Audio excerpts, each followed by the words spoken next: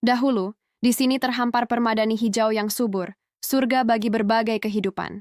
Hutan-hutan yang menjulang tinggi, lautan biru yang jernih, semuanya terasa abadi. Namun, kini, lihatlah sekeliling kita. Pemandangan indah itu perlahan sirna, digantikan oleh potret menyedihkan dari keserakahan manusia. Hutan-hutan yang dulunya lebat kini gundul, menyisakan tanah tandus yang kering. Lautan yang dulu kaya akan kehidupan kini dipenuhi sampah, warnanya keruh dan mematikan. Ini bukan lagi sekadar cerita, ini adalah kenyataan pahit yang kita hadapi setiap hari. Saya, sebagai penjaga hutan, setiap hari menyaksikan bagaimana rumah bagi sahabat-sahabat saya, seperti orangutan ini, semakin menyusut. Dulu mereka bebas bergelantungan dari pohon ke pohon, mencari makan dengan mudah. Sekarang mereka terdesak, kelaparan, dan kehilangan arah. Sama halnya dengan di lautan. Rekan saya, seorang nelayan, merasakan langsung dampaknya.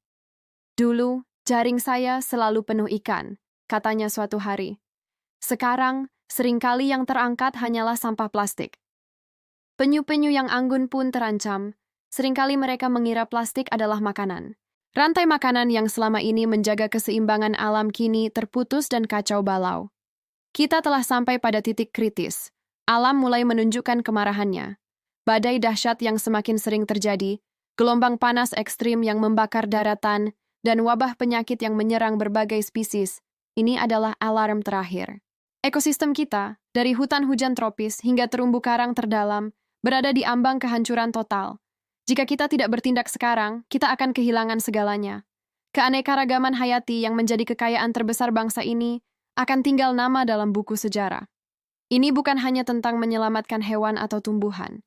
Ini tentang menyelamatkan masa depan kita sendiri. Namun, harapan masih ada, dan harapan itu ada di tangan kita semua. Kita bisa membalikkan keadaan ini dengan aksi nyata, dimulai dari hal-hal kecil. Mari kita dukung upaya konservasi, menanam kembali pohon-pohon yang hilang.